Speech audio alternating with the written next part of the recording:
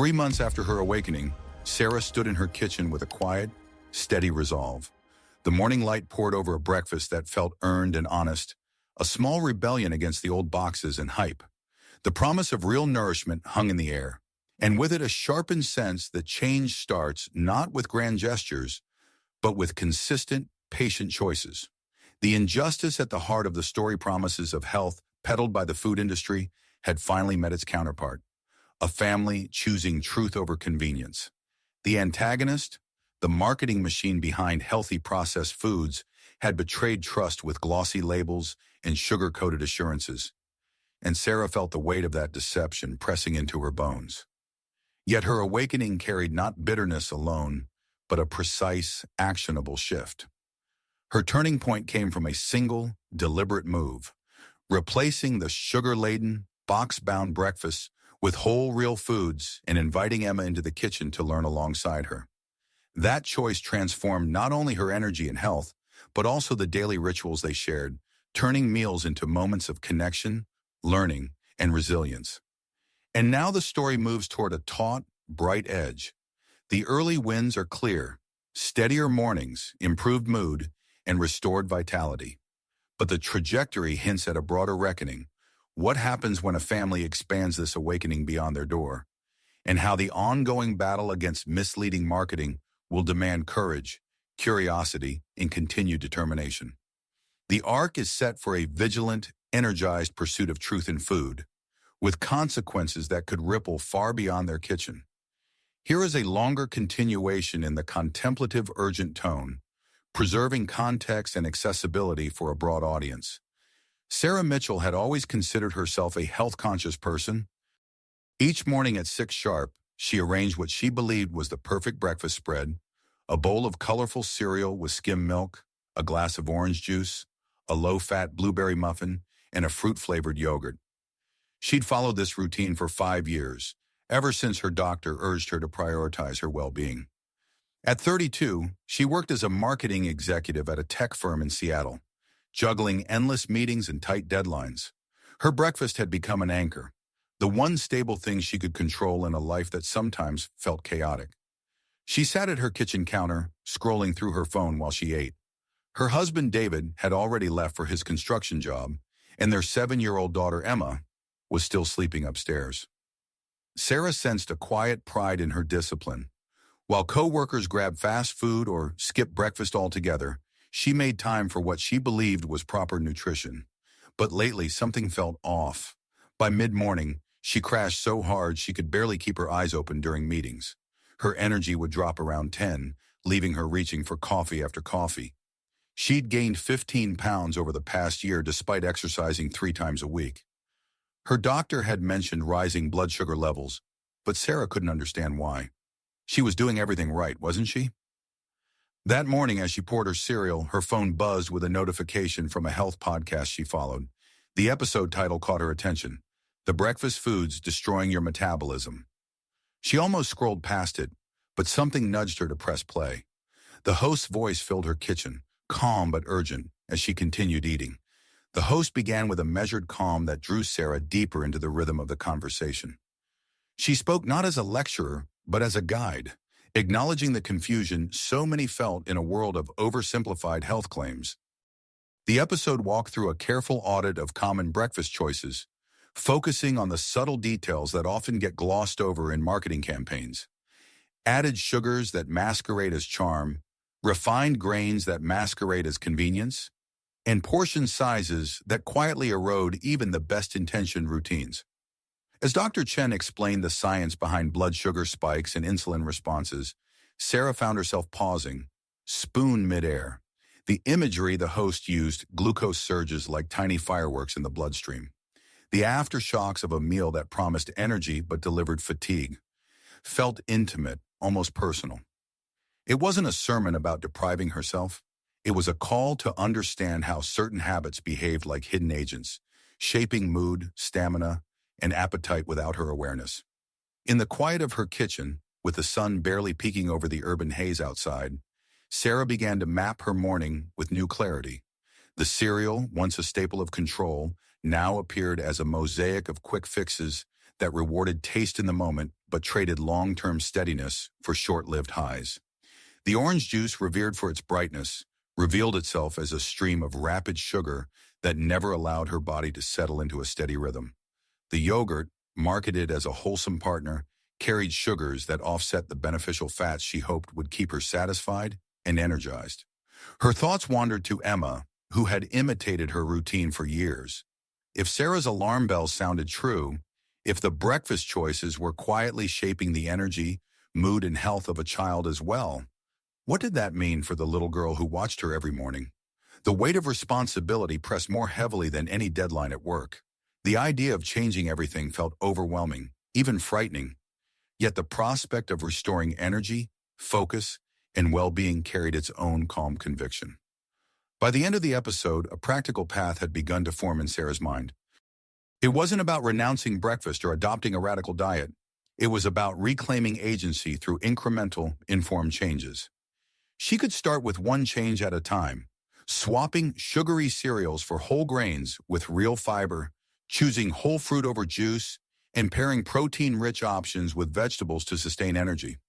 She could involve Emma in the process, turning breakfast into a learning moment rather than a battleground against cravings. She could translate her newfound awareness into tangible habits at home and at work, documenting her journey for others who might be navigating similar awakenings. As the podcast faded, Sarah felt a curious mix of weight and relief settle in her chest. The moment wasn't a verdict on her past choices, but a doorway to a kinder, more resilient future. It offered a narrative arc she hadn't anticipated, from blind trust in well-intentioned messages to a grounded, practical approach that honored both her health and her role as a caregiver. She smiled at the thought of sharing this evolution with Emma, not as a tale of error or guilt, but as a case study in curiosity, courage, and the quiet power of daily decisions. The most fitting narrative tone for this passage is clinical yet empathetic, delivering factual nutrition insights while honoring Sarah's emotional shift from trust to shock. Expanded passage in that tone. Dr. Rachel Chen, the podcast host, spoke with the authority that comes from decades of studying nutrition. Sarah listened while finishing her cereal, expecting practical tips about bacon and donuts, or perhaps a quick list of do and don't foods. Instead, Dr. Chen began enumerating items that made Sarah's hand freeze mid-bite, as if the spoon had turned to stone. "Let's start with breakfast cereals," Dr. Chen said, her voice even and precise. "Even the ones marketed as healthy contain as much sugar as candy bars. Your body experiences a massive glucose spike within minutes, followed by an insulin surge that leaves you crashing hard by mid-morning. That whole grain claim on the box? Processing destroys most of the nutrients and fiber." Sarah looked down at her bowl. The colorful rings floating in milk suddenly looked different, as if the morning had altered its hue just for her. The room felt warmer, yet the chill of realization ran deeper than the mug in her hand. "Orange juice is next," Dr. Chen continued, her tone steady and unhurried. "A single glass contains the sugar of 4 oranges without any fiber to slow absorption. It's essentially liquid sugar shocking your system first thing in the morning. Your pancreas goes into overdrive producing insulin, and within an hour you're hungrier than before you ate." Sarah's glass of juice sat half-finished, a stubborn reminder of her long-held belief that she'd chosen a natural option. She'd always thought it was healthy, pure, simple. "Low-fat yogurt is a trap," Dr. Chen explained, her voice calm but firm. "When manufacturers remove fat, they add sugar to compensate for taste. Some brands pack in more sugar than ice cream. You're essentially eating dessert disguised as health food." The yogurt cup Sarah had planned to eat after her cereal now looked like a ticking time bomb, a visual metaphor that made the room feel suddenly louder, the silence louder still. Muffins, even store-bought ones labeled as healthy, are just cake in disguise. The refined flour spikes blood sugar, the hidden fats clog arteries, and the portion sizes are often double what they should be. Sarah felt her stomach turn, a tight knot forming behind her ribs. Every single item in her perfect breakfast was on this list, and the realization pressed down with the gravity of a verdict she hadn't anticipated. Dr. Chen went on to describe flavored instant oatmeal, granola bars, smoothies from concentrate, bagels, and pancakes. By the time the episode ended, Sarah sat in stunned silence. 5 years. 5 years of thinking she was investing in her health while actively destroying it. The quiet room seemed to widen around her as the weight of this new truth settled in, not as judgment, but as a call to understanding and change. Here is a longer continuation in the intimate yet investigative tone, focusing on Sarah's evolving awareness and the broader implications. Sarah couldn't focus at work. During her morning presentation to the marketing team, she stumbled over words she'd rehearsed a dozen times, her tongue tripping over simple phrases as if the room had grown suddenly heavy.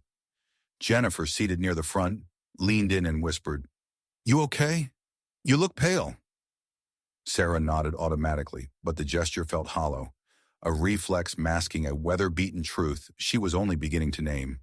The revelation from the podcast had shattered something inside her, a quiet confidence she hadn't realized rested on a fragile foundation. At lunch, she watched her coworkers eat with a practiced detachment, the ritual of meals becoming a private courtroom where every choice sounded like a verdict.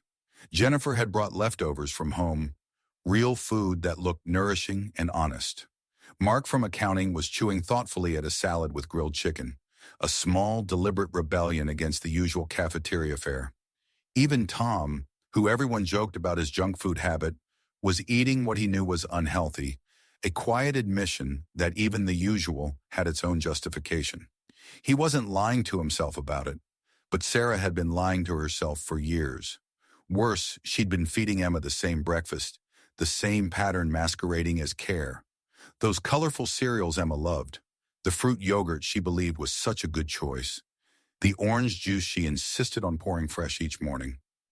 She'd been slowly programming her daughter's body for the same energy crashes, the same weight gain, the same blood sugar problems she was now experiencing, and the thought pressed down on her like a weight she couldn't shrug off. That evening, Sarah went down a research rabbit hole. Study after study confirmed everything Dr. Chen had said. The food industry had spent billions convincing people that processed breakfast foods were healthy through clever marketing and ubiquitous labels. Words like whole grain, low fat, natural, and fortified with vitamins were designed to create health halos around what was essentially junk food. The more she read, the more the pieces clicked into a coherent, troubling picture. She found testimonials from people who'd struggled like her, a teacher who'd developed pre-diabetes from her healthy breakfast routine, a nurse who'd gained 40 pounds while eating what she thought was nutritious food, an athlete whose performance had tanked because his morning meal was sabotaging his metabolism. The anger built slowly at first, then erupted. She'd trusted nutritionists, doctors, and food companies. She'd read labels carefully, chosen products marketed as healthy options, and followed conventional wisdom. And it had all been wrong. Not just wrong, deliberately misleading. These companies knew what they were doing. They'd engineered these foods to be addictive, to spike blood sugar and create cravings that kept people buying more. In that moment, a tether loosened inside her. If she could see through the fog, perhaps others could too. The idea of turning this knowledge into action sharing, testing, and rebuilding trust in real food took root alongside the anger. It was no longer about judging the past. It was about changing the future for Emma, for herself, and for anyone else still navigating the murky nourishment landscape. Beside this resolve, a quiet question formed. How could she translate a waking conscience into something tangible that endured beyond headlines and short-term impulses? The answer began to unfold as she mapped out small, practical changes. Swapping sugary cereals for whole grains with real fiber, replacing juice with whole fruit, and pairing protein-rich options with vegetables. She imagined a simple plan she could implement at home and advocate for at work. A plan that could empower others to question easy assurances and seek nourishment they could trust. The more she planned, the more the initial shock transformed into purposeful momentum, and with that momentum came a fragile but growing sense of possibility. 3 months had passed since Sarah's awakening, and a new rhythm quietly settled into her mornings. Today she stood in her kitchen, the soft light filtering gently through the window, and prepared a breakfast far removed from her old routine. The eggs in her pan sizzled lightly as she stirred them with fresh spinach in diced tomatoes, their colors vibrant against the bright white of the ceramic. A slice of bread she'd baked herself earlier that week, crusty, warm, and full of whole grains, rested on a plate beside her. The smell of the bread mixed pleasantly with the delicate aroma of her steaming green tea, which had become her morning ritual of mindful pause. An apple, firm and shiny, sat nearby, paired with a small dollop of almond butter, its rich, nutty scent promising patience and nourishment. This wasn't an easy change. The shift had come slowly, painfully even, marked first by withdrawal symptoms. Headaches pulsing behind her temples, irritability prickling her resolve, and intense cravings tugging at her thoughts. In the first week, she felt like a stranger in her own kitchen, fighting against the comfort of familiar cereals, the sweetness of instant oatmeal, and the convenience of packaged snacks. Emma had whined about the new breakfast routine, her tiny protests sounding a lot louder than her words. David, pragmatic and reserved, had expressed skepticism, quietly dismissing the new choices as just a phase, yet watching her with cautious eyes. But Sarah persisted. She took her time researching, reading nutritional studies, and listening to experts like Dr. Chen. She explained to Emma, gently but firmly, that real food was more than just calories. It was about energy, growth, and health. With patience, she involved her daughter in meal preparation, turning breakfast into a family activity rather than a hurried affair. Emma, curious and adaptable, slowly learned to enjoy the textures and flavors of whole foods. David, watching from the sidelines, began to join her, the initial skepticism softening into quiet acceptance. Little by little, those simple, honest ingredients replaced her old, highly processed staples. The physical results soon followed. Sarah's energy was steadier.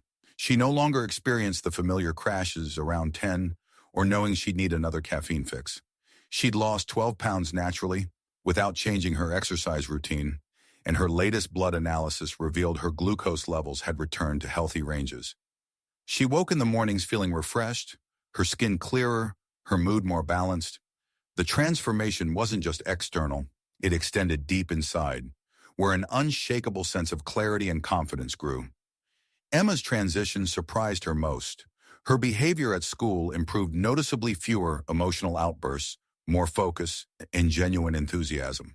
Her teacher mentioned her brightening demeanor and increased participation, and Sarah felt her heart lift at the simple truth that nourishing her daughter with real food made a tangible difference. David also reported improved sleeping patterns and an unexpected sense of vitality at work, a ripple effect from the peaceful mornings at home. Yet beneath this hope, there persisted a shadow of sadness, a quiet grief rooted in the realization of those lost years. 5 years spent in unknowing, trying to do her best amid a landscape of marketing tricks and flawed advice. 5 years of blaming herself for her weight struggles, not knowing that much of the damage had been done by the very foods she'd believed to be healthy. And worst of all, 5 years of feeding Emma the same processed cereals, sugary yogurts, and fruit juices, unaware of how these choices had subtly shaped her daughter's future health, her energy, and her development. This grief fueled her resolve. She devoured articles, joined online communities filled with stories like hers, parents, athletes, teachers, who had awakened to the truth and were navigating a complex landscape of misleading labels and marketing ploys. They swapped recipes, shared struggles over cravings, and strategized how to resist the allure of convenience foods designed to keep people hooked.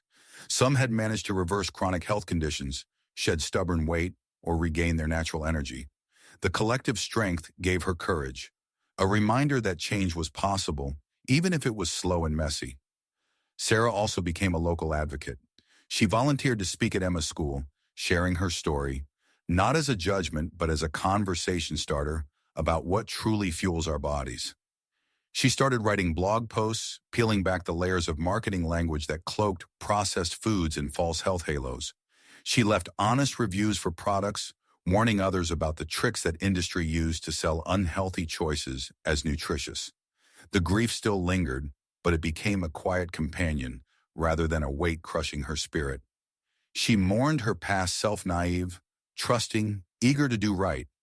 Yet she also recognized that her journey was shaping her into someone more vigilant and compassionate. Every step forward was a silent victory over the deception that had nearly sabotaged her health and that of her family. And within that ongoing effort, a new purpose blossomed. Sarah committed herself to listening deeply and honestly to her body, to Emma's needs, and to the voices of scientists and nutritionists who spoke plainly about real nourishment. Her story was no longer just about her transformation. It was a call to others to question what they accept at face value, to seek truth beyond glossy labels, and to reclaim their right to choose foods that genuinely support life and vitality. If even one parent hesitated before buying another box of deceptive cereal, or if one child learned the value of wholesome eating, her struggle and awakening would have accomplished something meaningful. It was a reminder that the hardest battles, those for health, for awareness, and for integrity, are often fought slowly, one mindful choice at a time.